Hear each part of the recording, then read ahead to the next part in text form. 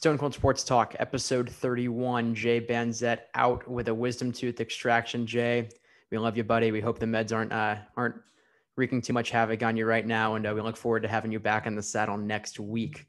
So we are back to a three-man podcast for the first time, and since whenever William was out of commission a couple weeks ago. We began with hot takes last week. I liked the way it went out. Seems like we've got some pretty hot takes this week. William, why don't you start us off with the hottest of hot takes? Hotty toddy. Oh my gosh, a scalding take.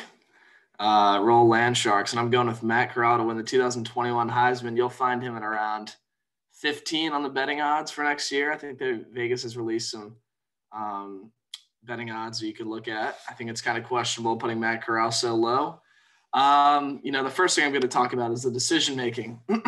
Obviously, games stick out where he threw 6 picks and 5 picks against LSU and Arkansas. That's something you can't really overlook. I'm not going to lie. Now, I am going to focus on the potential here. He threw for 342 yards and 2 touchdowns against number 11 Indiana without his top 4 targets. All right, Indiana was favored to win this game. People thought they were robbed of a New Year's Six Bowl. And Matt Corral and backup quarterback John Reese Plumlee, who played out of the slot, beat them in a high-scoring affair. 7th in the nation passing yards and passing touchdowns. And I think that he has done really well in this Lane Kiffin offense. His first year at Ole Miss, he didn't play that much. He was kind of a backup to Reese Plumlee, but now, they're playing a high-octane, wide-open offense under Kiffin. I don't think it really matters that he doesn't have Elijah Moore back next year. This program is on the rise. Even though they went 5-5, they still won a pretty big bowl game. And I think that Corral is going to have a huge season next year. I think that it's going to be that Heisman season, kind of like, I don't think Ole Miss is going to be a top 2, top 3 team. But Lamar won the Heisman when Louisville wasn't in that conversation. So I think that if he puts up some gaudy stats, he's going to take home the Heisman. But that is my scalding take.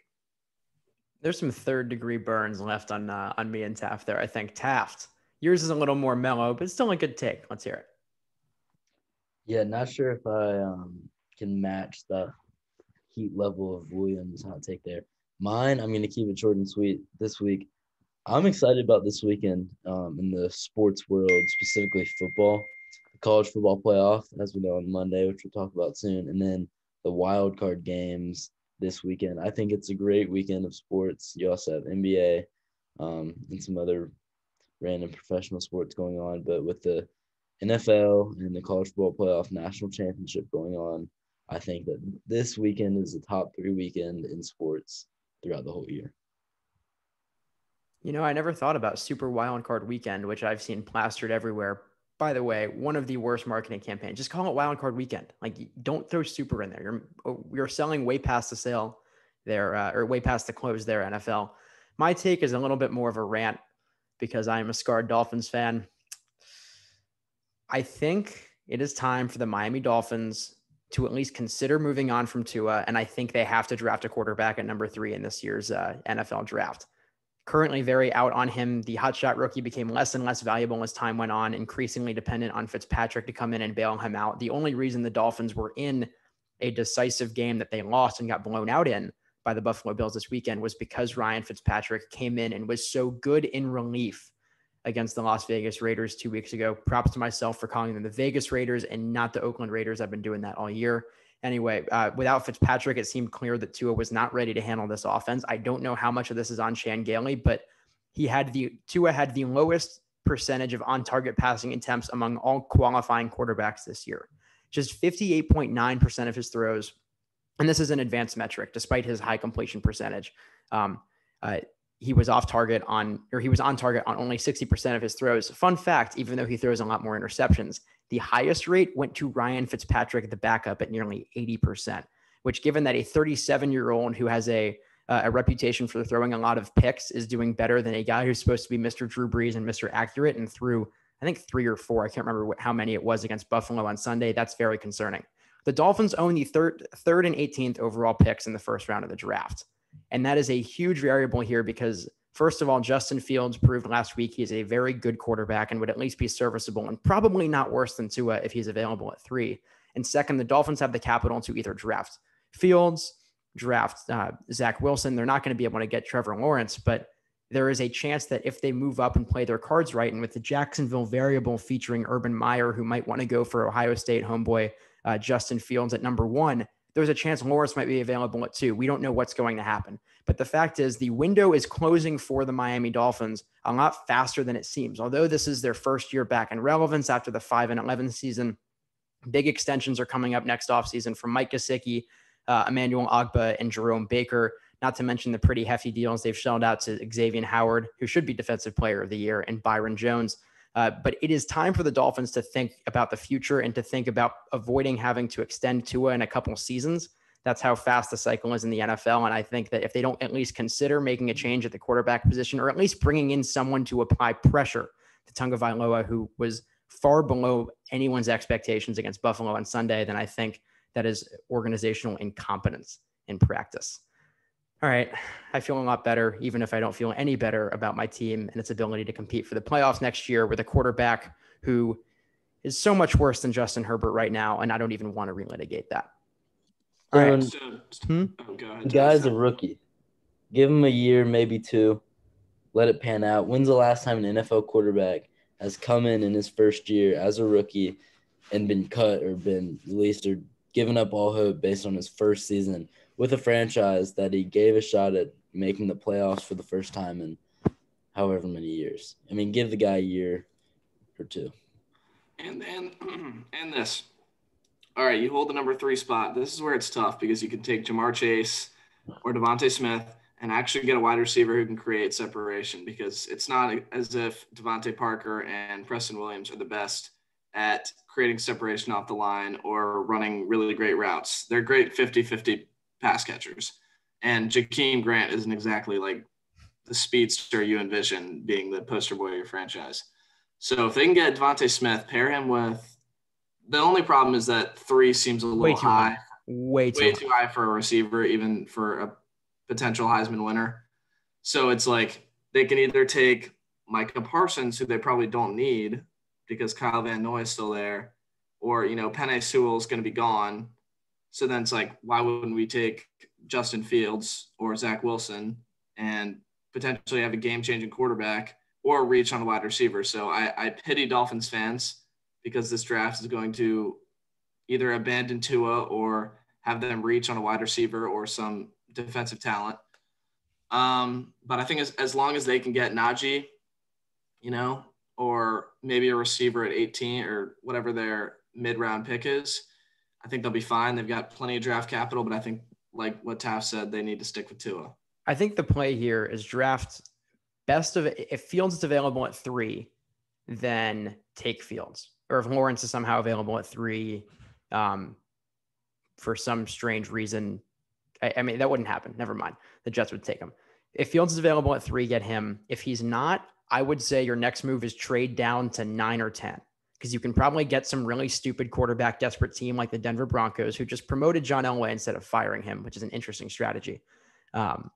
The Broncos would definitely trade up, snatch whatever quarterback is there, take their pick in the late top 10, because then I think you're reducing your likelihood of reaching on Devontae Smith or Jamar Chase, because they probably are the 9th or 10th best players in this draft class. But I think, William, you're exactly right. 3 is too high. So then take whoever the best available receiver is at 9, 10, whatever Denver has.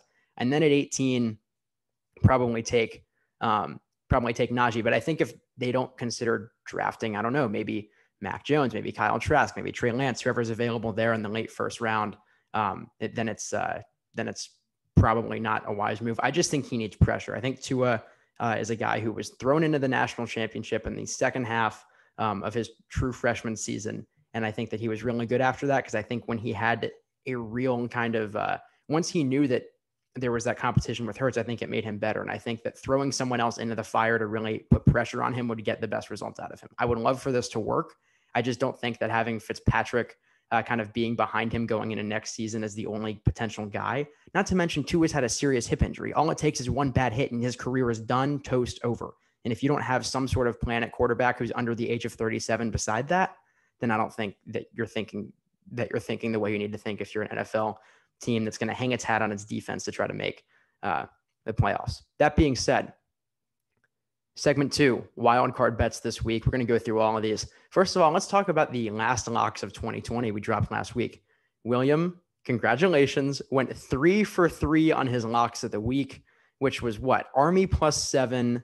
And then I can't even remember what else, but it was Army. It was the over on the Steelers-Browns game, which was by, I think they got to 46 and it was 45.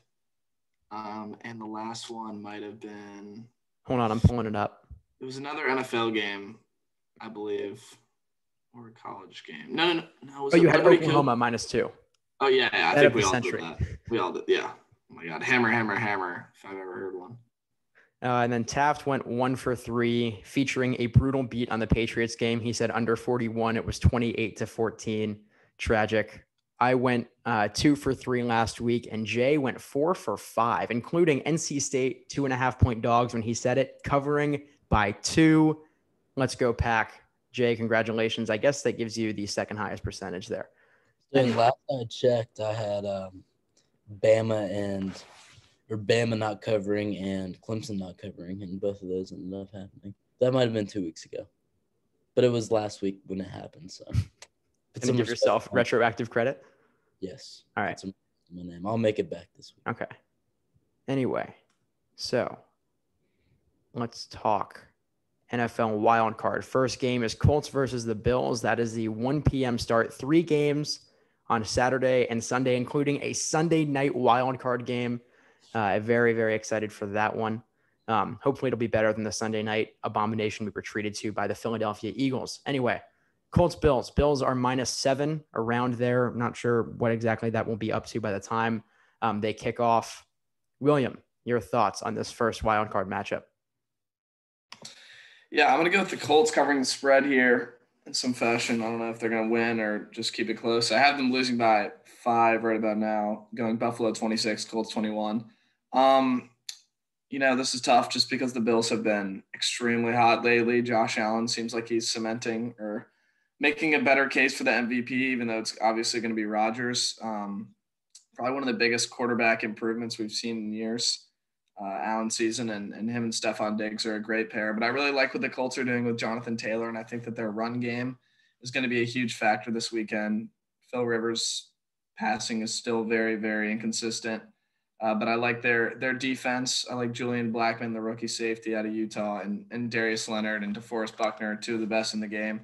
So I think that the Colts are going to keep it close. I don't think the Bills are going to be able to run it up that much on them, and I think it's going to be a smash mouth game. I think the Colts are going to look to Taylor again on the ground, and they're going to keep it close. Not necessarily a win, but they're going to cover the spread, I think. Yeah, William took the words out of my mouth.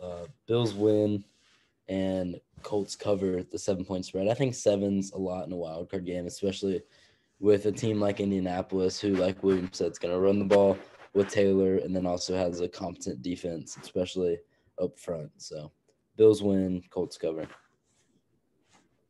I'm going to say Bills win and Bills cover here. Buffalo is a Hail Mary away, or a Hail Murray rather, from a 10-game win streak and being a 14-2 team. That would obviously still not be the 1 seed because of Kansas City's impressive season, but they're right there. The backups for this team torched what everyone thought was a good Miami defense. Not sure what that's worth, though. The Dolphins looked totally out of their element on Sunday. But Indianapolis in the second half for a second there looked like they might not even beat the Jaguars. The Jags had the ball down 6 and, of course, Jaguared it up. But Indy doesn't really – recently, at least, they haven't really been playing up to, I think, the expectations that we had when they beat Tennessee by 2 touchdowns on Thursday night back in November. I think Buffalo wins. I think Buffalo wins pretty big. I don't like the an inexperienced Indianapolis Colts team here, especially with Phillip Rivers at quarterback. As much as I love him, I think he's prone to big mistakes. Made a pretty big one on Sunday with a chance to put away the game on 1st and 10. He threw like a 40-yard bomb in triple coverage and it got picked off against Tre'Davious White, who will be well rested after sitting out last week. Jordan Poyer, Jerry Hughes, all those guys. I really don't think the Colts have what it takes to cover. Buffalo 34, Indy 23. That's my pick for that first wild card game. The second one, I'm a lot less confident in. The spread is exactly where it should be. Rams at Seahawks. Seahawks 4.5-point favorites at home. Goff's still up in the air. Not sure how early we're going to have clarity on whether it's him or Wolford, but let's do our best here. William, your thoughts on this game? Yeah, the Seahawks haven't looked great recently, and they have not been clicking on all cylinders, especially DK Metcalf. He's kind of tailed off, and he's probably not going to be a factor in this game being covered by Ramsey. So, you never know what you're going to expect. Is it going to be a big Tyler Lockett game? Are they going to sputter? Chris Carson hasn't looked like himself, and I think the last time these two teams played, it was a pretty ugly game. So if you want to take the under, I'd suggest doing that. I'm going to say the Seahawks win, and they're favored by 4.5. I think they're going to win by more than that. This pick is strictly based off of the fact that John Wolford is probably going to be playing at quarterback again. Just simply for a playoff game, I don't think that's going to fly. The Seahawks have an improving defense. I think Blitz Boy is going to make his presence felt against Wolford. And I think it's going to be kind of a slugfest too, like the Bills-Colts game, because the Rams have a really, really good defense. And I think that the Rams are also going to have a tough time scoring. So it's going to be close, but I think that the Seattle's going to take the spread. John Wolford took over the starting job for the Rams in place of Jared Goff for a reason. Jared Goff was not performing, and in that second Rams-Seattle game 2 weeks ago, Goff looked terrible, and that's really the only reason that they lost, because Seattle's offense was not clicking at all. They had some holes in their secondary, and the Rams lost that game 20-9, but it's only because Jared Goff could not perform when he needed to. His receivers were open. He couldn't hit them. There were times where he could have easily ran for a first down. He slid 5 yards short. Jared Goff got benched. John Wolford came in last week, had an impressive win over Arizona, 18-7. He only threw one interception, which in LA, I think they'll take that against Seattle this weekend. He threw for 22 of 38, 231 yards. But most importantly, he ran for 56 yards on 6 carries. That is better than Jared Goff. It's probably done all season. Jared Goff is a wuss when it comes to running the ball. John Wolford is playing for the Rams. Now, I don't think they're going to win. I don't think that John Wolford's going to come in and win them a playoff game, especially against a rival like Seattle. But I do think it's going to be close because this game always seems to be close and come down to the fourth quarter. So I have Seattle winning a close one. Rams cover 4.5-point spread. I think Taft and I have basically the exact same thoughts on this. First of all, let me just say Buffalo -7 is one of my locks.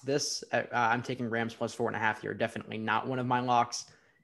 Wolford will probably play QB for the Rams, and I think Taft made the good point. Is it really any worse than Jared Goff? I think the answer in some cases is no. Obviously, Goff had the thumb injury and everything, so at least they could shadow bench him and make up some sort of excuse. But excluding the Jets game, the Seahawks have averaged 20.7 points in the last half of the season. Meanwhile, the Rams scoring defense in December and in week 17, which I guess was January, was giving up an average of 16 points a game.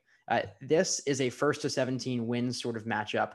And just like a couple weeks ago in Seattle, LA's defense does enough to keep their team close, covers, but John Wolford winning a playoff game, I'm going to relax here. I say Seattle 20, Los Angeles 16, just inside that 4-point spread. The Saturday nighter, Bucks -8 at the Washington football team. I don't think anyone here is going to take Washington, but let's see. William. Yep, I'll echo that. I'm going to go Bucks -8 here. Tampa Bay 31, Washington 20. I don't think that much needs to be said. Tom Brady has looked really good lately. He looks like he's back in his old form. Obviously, he has some pretty insane weapons at his disposal. Now, he's not going to have Mike Evans, which may hurt the Bucks a little bit, but this might just it's just going to give more opportunities to Antonio Brown, who thrived last week, going for 140 yards and 2 touchdowns. So I think I don't know. The quarterback situation for Washington is still a little murky. They might go with Taylor Heineke instead of Alex Smith just because Alex Smith has been so mediocre. I'd love to see the ODU guy get a shot, but I don't think they're going to have the firepower to beat a very, very hot Tampa Bay team. Yeah, the Buccaneers have put up over 30 points in their past 3 games, and Washington has put up 30 points once this season, and that was against Dallas in week 11. The Bucs have too many weapons offensively. They're hot recently, and I think that they will cover the 8-point spread against the Washington football team. Just another example of why the NFC East having a home game against a wild card is just disrespect to that wild card, because every year, and they're 8-point dogs at home. That's not how the playoffs should work. Home field advantage should go to the better team, but it's the hole that we have in the playoff system in the NFL. So it doesn't matter where the game's going to be played. Tom Brady and the Bucs will show out, probably win around 31-20, like William said, cover the 8-point spread. Tampa, big. 27-13, Tampa Bay. Brady looks great again, fires up his weapons. Shout out to Antonio Brown for picking up his incentive because Tom Brady threw him 2 balls in the last 2 minutes. Congratulations on your extra $750,000, sir. Yeah, nothing more needs to be said. Tampa, huge. All right, Ravens are 3.5-point favorites on the road against Tennessee. William, your thoughts on a very controversial spread? Very controversial. We talked about this earlier, especially based on the narrative last year in the playoffs with Tennessee going all the way to the AFC Championship game and a number 1 seed, or I think they were 1 or 2. Baltimore getting bounced from the playoffs in their first game, I think against Tennessee, if I'm not mistaken. I think that this is a game where Derrick Henry once again embarrasses Earl Thomas. Actually, I don't even know if Earl Thomas is still on the Ravens, but I think that Tennessee, they have a formula to win in the playoffs, and that's give the ball to Derrick Henry. And despite the fact that they struggled with the Texans last week, which is somewhat surprising for a team that actually needed that win, I think that Tennessee gets the win here. I don't know what Lamar Jackson is going to show up. Is it going to be last year's MVP Lamar, or is it going to be last year's playoff Lamar? And I think I feel more confident in the state of the Tennessee Titans right now. Yeah, the Titans beat the Ravens in Baltimore earlier this season, 30-24. Nothing has really changed on the Titans in the Titans team. There's no injuries. They've been playing fine recently. The only real difference is that Lamar Jackson has turned it on, and I think that that's going to be enough to get Baltimore the win. However, I think Titans being 3.5 points dogs is disrespect to Vrabel, that team, especially Derrick Henry, because I think he's going to have a field day, as he seems to always do. So I say Ravens win, but closer than the experts predict. I'm going to go back on this one. I initially had Titans plus 3.5, but now that I'm thinking about it, John Harbaugh versus Mike Vrabel, advantage John Harbaugh. And then Ravens offense versus Titans defense, which has been suspect and gave up 35 points to Tennessee last week. Yeah, I don't think Tennessee's defense is fit enough to play January football right now. I'm going back. I'm saying Ravens win here, and I think Ravens cover on the road. It feels disrespectful that they're a road favorite, especially given that 3 of their last 4 games have been against just absolutely terrible opponents. 4 of their last 5, really, because the Cowboys were playing terribly on December 8th. They beat the Browns in the Monday Night Thriller, and then Ravens blew out the Jags, blew out the Giants, blew out the Bengals, all things they should have done on their way to the playoffs. Be that as it may, I think they're hot. I think it's all about confidence in the postseason. I think Lamar's been playing well. And I don't think Tennessee's defense can stop Baltimore. I think this is going to be a very high-scoring game. I'm going to say Ravens 37, Titans 31. Titans got their lucky win last week. I don't think they have another one in them, so I'll take Ravens minus 3.5 here. Another hefty spread. Actually, this is the biggest of the bunch, surprisingly. I think a lot of people thought that the NFC East team would be the biggest underdog in the wild card round, but the Saints are 9.5-point favorites at home against the Chicago Bears. What do we think? Bears have the ammunition to cover here? Yeah, don't look now, but the Bears have won 5 of their last 6. Granted, the last teams they played were the Falcons, Giants, and Lions. But now we've seen the emergence of David Montgomery, who's provided some versatility to this offense, and Darnell Mooney and Allen Robinson are still 2 very capable receivers. Obviously, we talked about this last week. Mitch Trubisky has played himself into a contract, which seems incredible based on where his season was heading earlier this year. So I say that the Bears cover. I think that they by no means will win this game, especially in the Dome. I think that there's been a lot of heartbreak for Saints fans, but I think they're going to take this one relatively handily. I think that the Bears will probably claw back late and make it close. There are question marks around Michael Thomas and Kamara, but I think both of them will play and the Saints will win this game. But I think the Bears might play well enough to cover at a pretty hefty spread. Yeah, I think Chicago covers the hefty spread, like William said. But I say the Saints win by a touchdown on their way to an NFC Championship run where they will get beat by Aaron Rodgers and the Green Bay Packers in a shootout. So I say Saints win closer than 9.5. Mitch Trubisky, he's had a great end of the season to kind of redeem himself for all the hate that he got earlier when he got benched, and now he's a playoff quarterback. It's crazy. I'm going to say Saints actually cover 9.5 here. Their as much as their offense, as we have doubts about their offense's ability to put up points, I think this defense is peaking at the right time here. They held the Panthers to 7 last week, and then the Vikings kind of gashed them, but that was a 55 or 52-33 game. I don't really think that's indicative of where either of those teams is playing. I think this is a really good Saints defense, though very talented. On the back end, of course, you got Marcus Williams, and then in addition, Cameron Jordan in the front seven, always a lot to handle, especially for Mitch Trubisky. I was going to say, I don't think the Saints can blow this team out. Like, I don't think they're going to put up 30 just because regardless of the availability of Slant Boy, if Kamara's back there, they'll at least put up something, do something worth doing. And then I don't think the Bears defense puts up more than 13. I'm going to say that the Saints win here 28-12. They'll get a touchdown. 28-13 against the Chicago Bears. Bears very outmatched here in the first round of the playoffs. Now, the Sunday nighter, interesting decision for the Sunday nighter. Really would have thought Ravens-Titans would have gotten the advantage, but instead they go with the grudge match. Browns at Steelers. Steelers 4-point favorites here. A lot of money coming in on the Browns so far. What do you guys think? I'm going to ride the Browns train. I expect them to cover here at 4, being the 4-point dogs that they are. And they have not been to the this is their first time in the playoffs since 2002, I believe.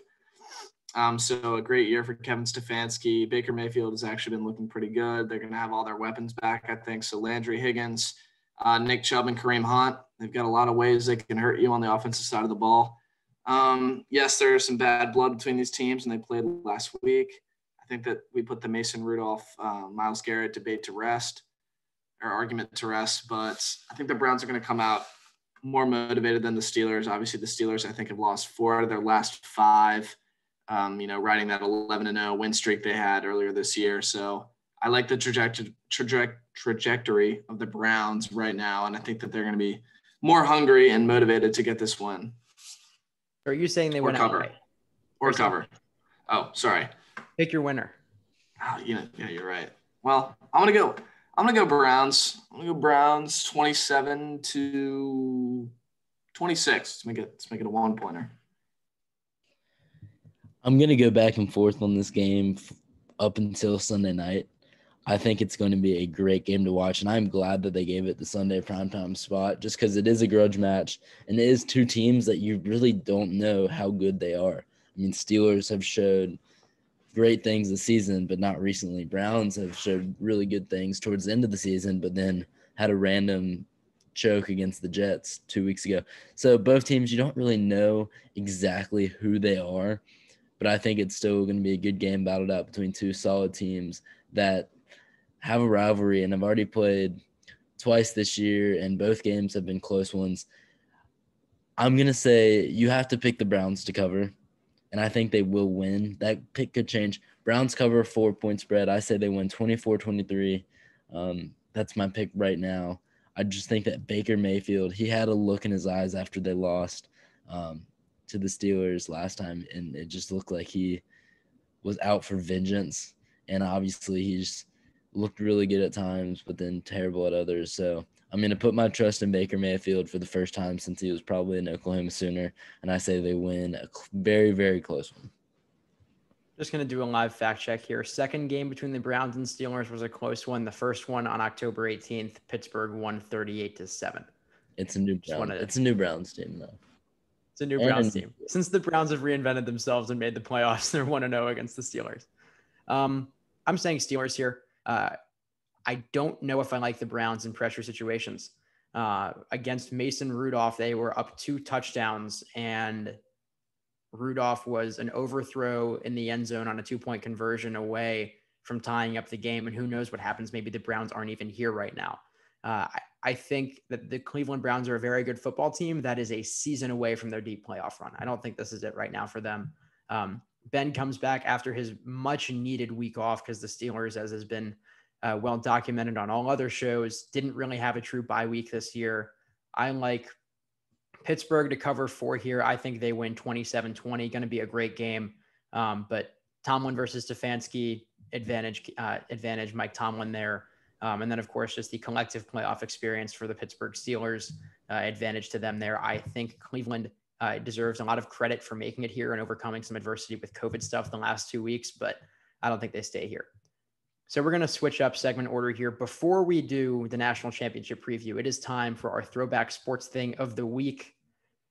I think this is a much overdue one, but is very correct for saving this one until the national championship. We are talking about Tre Mason, the Auburn running back, the 2013 SEC Offensive Player of the Year, who went off his last 2 seasons in an Auburn Tiger uniform. In 2012, 171 carries for just over 1,000 yards, had 1,002 and 8 touchdowns.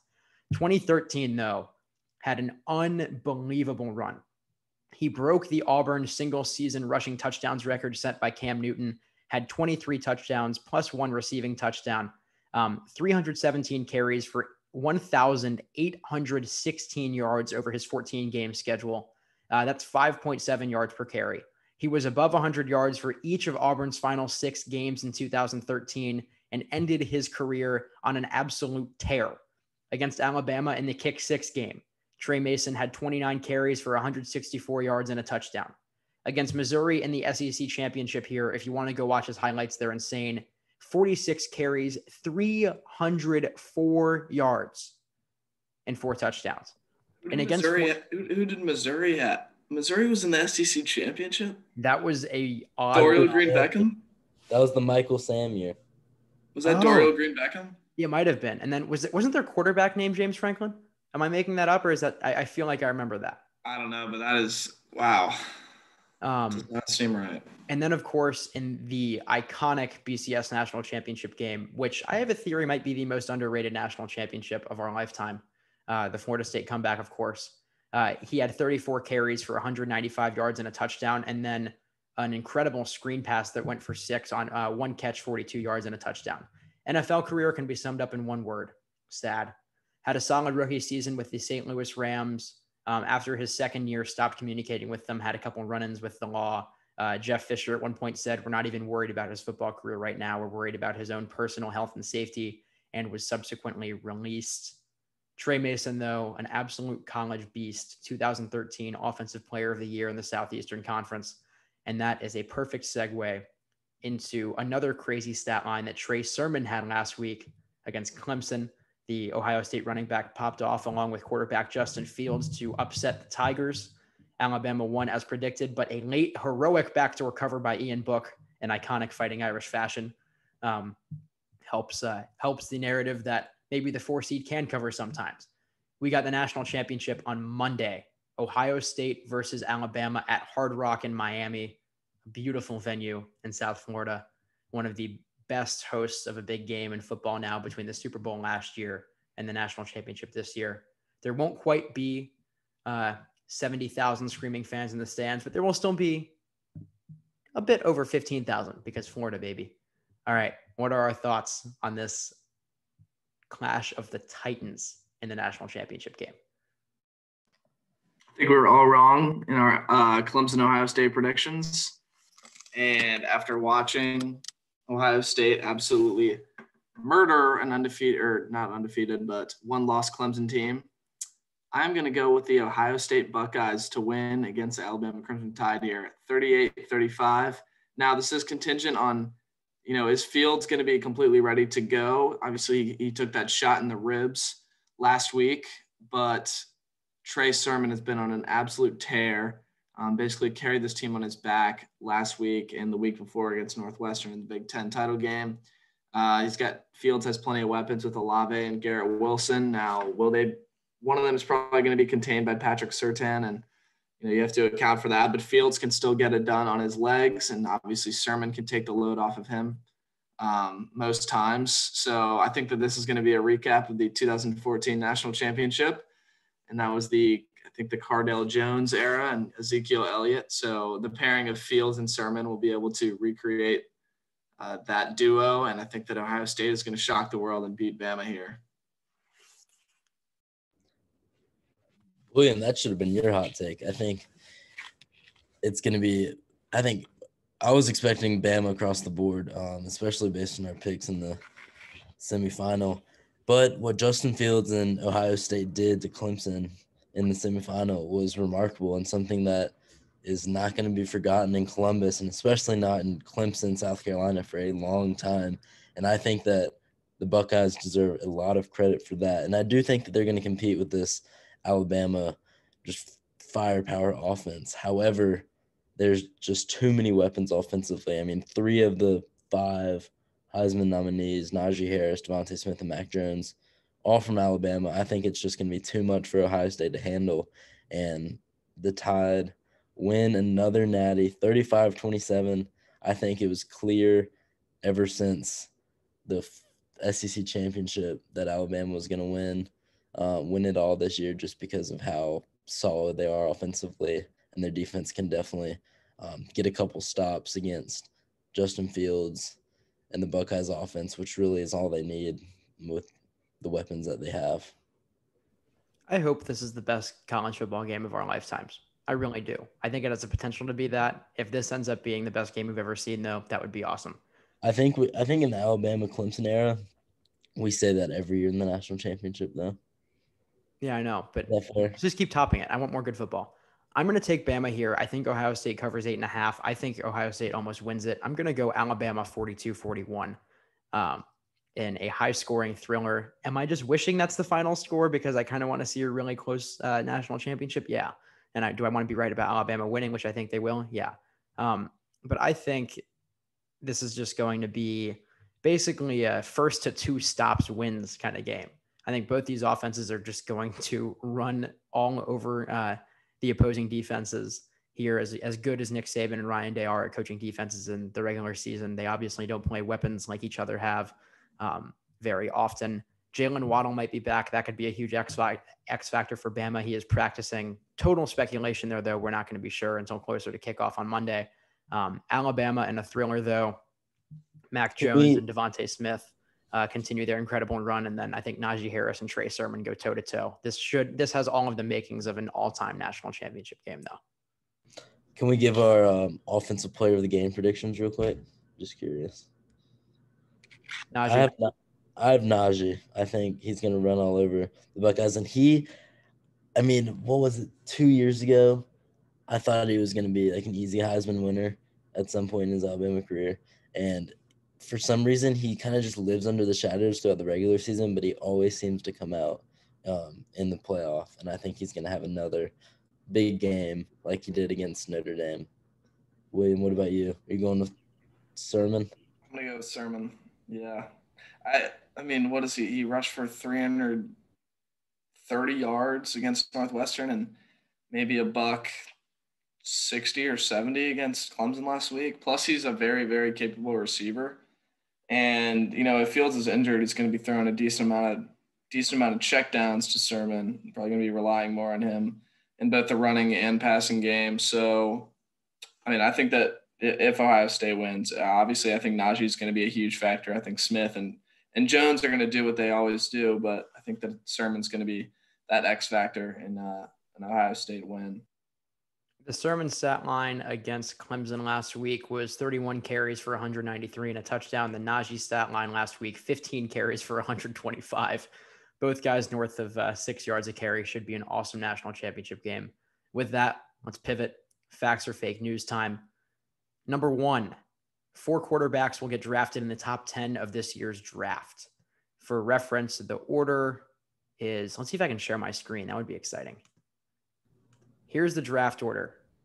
for the upcoming NFL draft. You got Jacksonville 1, Jets 2, Miami 3, Atlanta 4, Cincy 5, Philly 6, Detroit 7, Carolina 8, Denver 9, Dallas 10. Some teams definitely need quarterbacks there. What do we think? I think Zach Wilson, Justin Fields, Trevor Lawrence, those are the obvious ones that will go in the top 10. Who's next? Trey Lance, I guess. Is he the fourth best prospect? Yeah, or Mac Jones if he shows up in the national championship game. I don't think that there'll be. I say 3 in the top 10 this year, 4, maybe 5 in the first round. So fake news. I'm going to say facts. And, okay, so there's, the Jets might stick with Sam Darnold, but I think they would be crazy not to give Justin Fields, if he performs in the national championship game, or Zach Wilson, who we already know is like a bona fide stud, not to give them a look. So you have Lawrence locked in. You probably have Wilson and Field locked into the top 10, either, the Lions, the Falcons, and the Jets. And then Trey Lance, I think, is to a team like the Panthers or maybe the Broncos down there. I don't think that he's going to escape the top 10 with his raw talent and potential. So, we talked about this crazy quarterback class. I think that 4 quarterbacks in the top 10 isn't out of the question and will probably happen. I'm going to say facts here, not because I think there are 4 top 10 caliber quarterbacks, but I think there are definitely 4 teams in this top 10 that need one. Jacksonville, definitely drafting one. Jets, probably drafting one. The Miami thing notwithstanding, I don't even think that matters. Atlanta, ripe to draft a quarterback potentially. Detroit, if they trade Stafford, which there are rumors that they will need one. So that gets you to 4.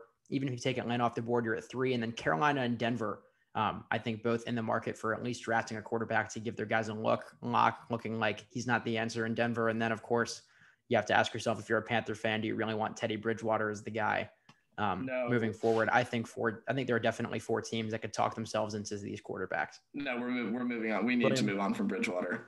He got benched against the Saints. We got drubbed by the Saints by 26. You just, with all that talent in that offense, can't have a subpar game manager.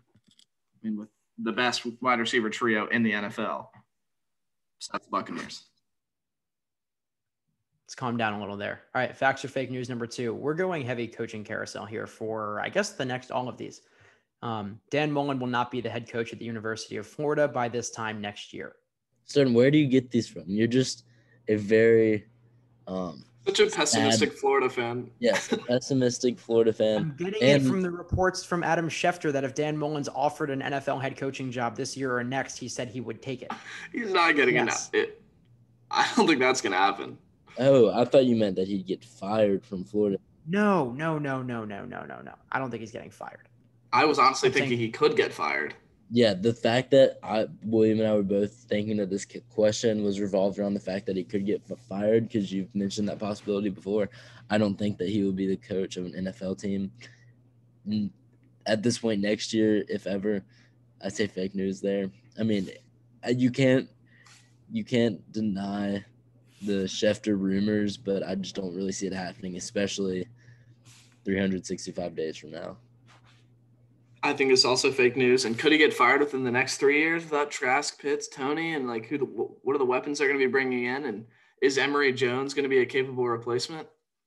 I don't know. I think it could be fired. It's like a Tom Herman situation. 2 big programs. Florida hasn't gotten to the playoff, which is, they haven't gotten over that hump. So if he isn't able to do that in the next couple of years, I think that Florida is going to lose patience. I'm saying facts on this.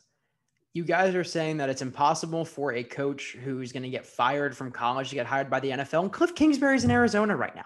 NFL teams don't care about what happens in college. They are all in the market for the next guru, the next big guy. Dan Mullen, for better or for worse, as much as I think he's a whiny, mopey complainer and all those things, I think that the new trend is going to be these kind of hotshot head coaches who think they know a thing or two about the spread offenses getting hired by overly desperate NFL organizations. Why wouldn't the New York Jets give Dan Mullen a look? no one wants that job. No one wants to be in New York. And I'm sure there are going to be a lot of candidates who say, no, I'm okay. I'd rather just be a coordinator somewhere else than make the jump to a franchise that seems to be to have no real direction in the last couple of coaches. I think it doesn't matter whether Mullen might get fired by Florida. I think he's a hot commodity. I think that he's someone who has expressed a want to go to the NFL a couple of times. I don't know if the Jets are going to hire him this offseason, but with the amount of coaches that could be fired next year in the NFL, I think he'll be gone by this time next year. I think Florida's basically going to say, not necessarily that they want to push him out, but I don't think Florida's going to really try to get in the midst of Florida's not in the business of getting held hostage by Dan Mullen during impending contract negotiations. They'd rather move on. And if they can do that with saying, oh, he went to the NFL instead of having to fire him, I think they'd do that. I think Dan Mullen will be gone by next year. I think that the honeymoon's over in Gainesville. I don't think he's going to get fired, but I think him jumping to the NFL, especially with organizations mired in perpetual states of mediocrity and just kind of being totally terrible, are going to look to him basically the same way the Cardinals looked to Cliff Kingsbury, because they didn't want to look in the mirror and realize they have no player development and that their organization, despite starting the season 6 and something this year, didn't make the playoffs. So I think there are a lot of basically duplicate Arizona Cardinals out there that would hire some guy who wasn't really highly regarded at the college level because they want to run some spread offense with an exciting mobile quarterback. So you know who I'd take over Mullen? I'd take Matt Campbell. I'd take Pat Fitzgerald. I'd take PJ Fleck. I would take all those guys over Dan Mullen, because these guys, they're able to build culture and they're able to build very good programs that rival Florida with way less talent. Do any of them want to go to the NFL? Fitzgerald said yes. Fitzgerald said yes. Campbell's not give Campbell a year or two.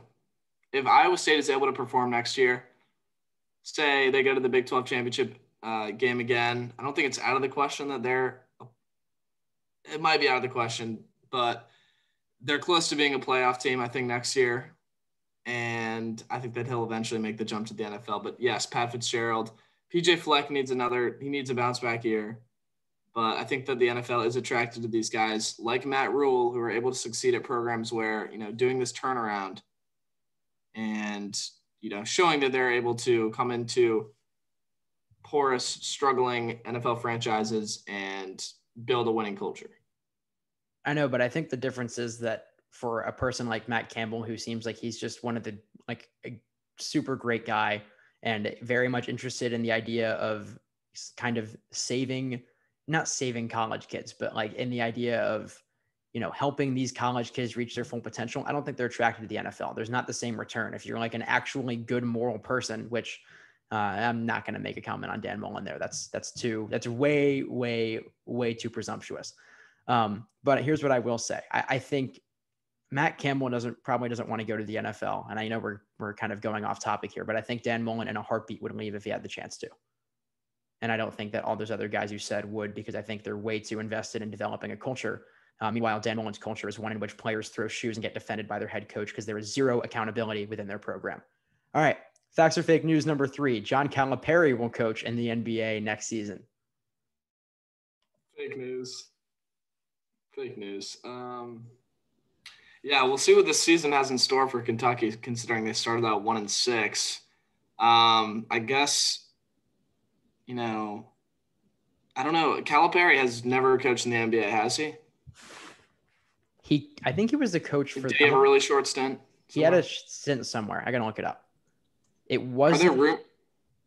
There were rumors about it last year, and I'm thinking that with how bad things are going for Kentucky this year, Calipari coached the New Jersey Nets from 96 to 99, and then he was an assistant for the 76ers in 2000, and then his next coaching job was in Memphis and then Kentucky. So he had 4 years in the NBA. I think he's going to be there again at some point. I think the only way he's there next year is if he gets fired from Kentucky this year for their terrible season. I don't think that's going to happen. I think once his contract runs up, there is a possibility that he will take over an NBA job, especially as he gets older. Kind of see something similar to what happened with Michigan's coach who went to coach in Cleveland. Blanking on his name. John Beilein. I could see something like that when Calipari gets a little bit older, maybe 5 years from now. So fake news next year, potentially after that. I'm gonna go facts. I don't think Kentucky's gonna want to fire him after this year, and I think that if there's an NBA opening, of which there are always many, because NBA organizations have no patience in getting head coaches on the block. I think that if the Suns actually, wait, never mind. The Suns aren't going to fire their coach. But if there's some team that has a lot of Kentucky guys that's underperforming, the obvious move is fire that guy. Bring in Calipari. He's new and exciting, and he'll be bad again, but it doesn't matter. All right, facts or fake news number 4. Steve Sarkisian will be the Texas Longhorns head coach for 5 years, with the caveat that he will also, in that time, not be murdered by Texas fans. 5 years for Sark in Austin? 5 years for Sark in Austin. And while it seems like a very, not a huge splash, despite the fact that he ran a terrific offense at Alabama this year, I think that he's going to get enough talent in Texas and be able to mold a pretty good team around that. Bijan Robinson, who's probably a top 3 back, or going to be a top 3 back in college football next year. He'll have him for 2 years. And as we saw in the bowl game against Colorado, they have a backup quarterback who seems like he, is ready to be their go-to guy. So I think that he's going to be able to work with these 4 and 5 stars they bring in as an offensive guru. And I think that he certainly will not be murdered by Texas fans. And there's a chance that they finally win the Big 12 championship, which they haven't been able to do recently. I don't know if they're going to be ready to be a playoff team, but they're going to be a contender. And I think that Sark's going to do a pretty good job there. Being the head coach for the Texas Longhorns is one of the hardest jobs, definitely in college football, maybe even in sports. I mean, that's just not a position that gives you a lot of leeway if you're not doing well. Tom Herman is a great example of that. I think that he's going to do fine there. I think he's going to be a good coach, do good in the Big Ten. I don't think that they're going to beat Oklahoma. I don't think he's going to be able to win the Big 12, and because of that, he's going to be out of there in 3, maybe 4 years. So I'm saying fake news. He doesn't make it to year 5. I'm going to say fake news also. Sarkisian was out after, I think, 1.5 years or 2.5 years. I can't remember which, at USC. Obviously, there are some bigger issues at play there involving some sort of alcoholism. He seems to have solved that now, which is good for him and stuff, that he's been able to stay at Alabama. But I think Texas is an absolute pressure cooker.